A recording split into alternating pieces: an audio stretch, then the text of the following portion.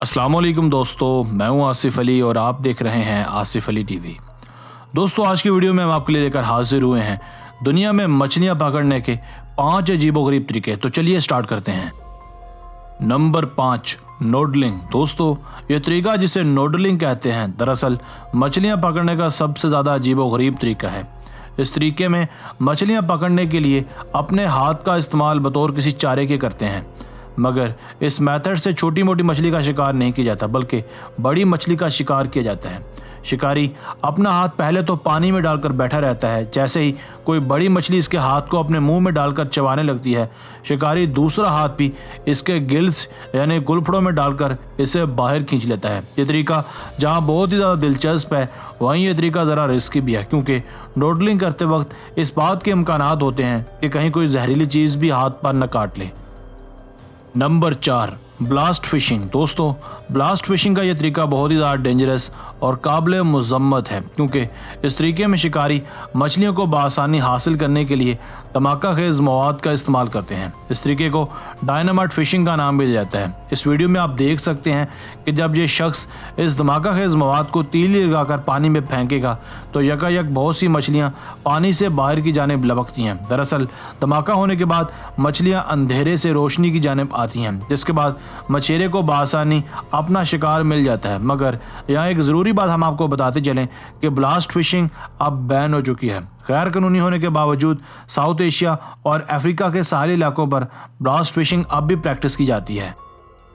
Number 3, electrofishing. दोस्तों, जैसा कि नाम से भी जाहिर है, ये तरीक़ाकार बहुत ही ज़्यादा दिलचस्प और हैरानकुन है, जिसमें मछली का शिकार करने के लिए शिकारी करंट का इस्तेमाल करते हैं। इस तरीके में मछली को करंट का एक हल्का सा झटका दिया जाता है, जिसके बाद मछली अपने होश खो बैठती है और फिर इसे नहायत सफाई के साथ काबू कर लिया जाता है। मजीद बरा ये तरीका एक साइंसी सर्वे करने का तरीका है, जिसका अहम मकसद मछलियों को पकड़कर उनकी किसी खास जगह पर कसरत, कमी या फिर नस्ल का अंदाज़ा लगाना होता है। अगर ये तरीका सही तौर पर परफॉर्म किया जाए तो इससे मछलियों को किसी भी किस्म का कोई नुकसान नहीं पहुंचता और पकड़ने या करंट लगने के सिर्फ 2 ही मिनट बाद मछलियाँ दोबारा अपनी असली हालत में वापस आ जाती हैं।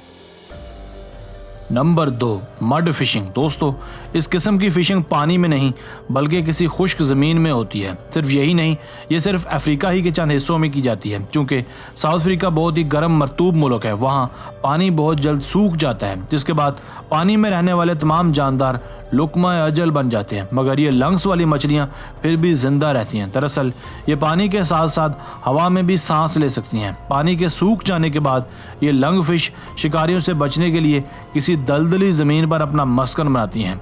इनके जिस्म से लिक्विड खारिज होता है, जिनसे इनके जिस्म ठंडे रहते हैं। लंग फिश के बारे में ये भी कहा जा सकता है कि ये बिना पानी के 4 साल तक जिंदा रह सकती हैं। इस वीडियो में आप देख भी सकते हैं कि कुछ लोग खुश्क सूखी ज़मीन से मछली को बाहर निकाल रहे हैं और ये मछली बिल्कुल जिंदा भी है। Number 1, fish hunting. दोस्तों, मछलियां पकड़ने का यह तरीक़ाकार सबसे ज़्यादा सिंपल और आसान दिखाई देता है, मगर इसके लिए भी थोड़ी बहुत तरबियत की ज़रूरत पड़ती ही है। आप देख सकते हैं कि लड़की सबसे पहले एक कमान तैयार करती है, वो भी एक आम सी लकड़ी से, जिसके बाद एक तेज़ नुकीली लकड़ी से एक तेज़ तीर तैयार करती है। फिर झील के किनारे बैठकर मछली का इंतज़ार करती है। जब इसका शिकार किनारे की जानिब आता है तो वो इसे अपने हैंडमेड तीर से निशाना बनाती है, जिसके बाद वो मछली के जिस्म में आर पार हो जाता है। इसके बाद ये भागकर इसे दबोच लेती है। इस तरीके के बारे में कहा जाता है कि दुनिया का सबसे ज़्यादा कदीम तरीक़ाकार भी है, जो अब भी चाइना के कुछ इलाकों में ज़ेर इस्तेमाल है।